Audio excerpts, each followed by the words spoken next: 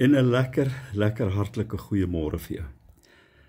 Ek wil vir jou vanmôre vertel, hierdie ou wat hier sit, was gister deel van 'n geweldige, ontsettende groot, ek weet nie moet ek sê heilige gebeurtenis nie, want dit het so ander impak in dit gehad nie.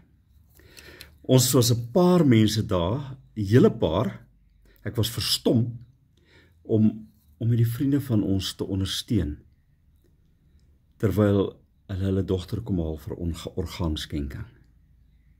Maar wat my verstom het, amper die hele hospitaalpersoneel ondersteun.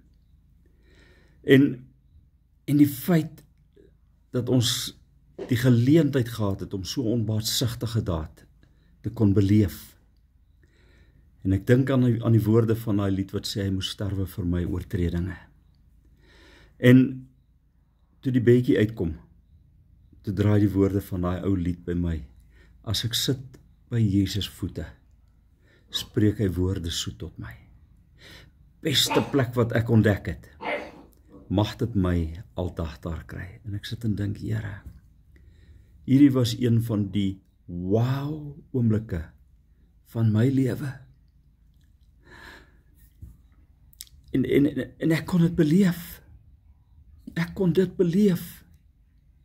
Saam met ons was iemand deel van die skare, wat al vir 'n tweede keer in haar lewe so 'n gebeurtenis beleef het. En ek sê, Here, ek wil ook eendag met soveel dignity gaan. Hierdie tipe van ding volg. Dit was regtig vir my 'n gewyde oomblik, met soveel getuies rondom dit. En ek dank die Here kon dit beleef. Here, dankie vir oomblikke soos gister. Dit maak die ding van mens wees met omgee en empatie soveel meer sin kry. Dankie dat ons dit kon aanskou en ons loof U daarvoor. In Jesus naam, amen. Jy moet 'n baie lekker naweek hê. Bye bye.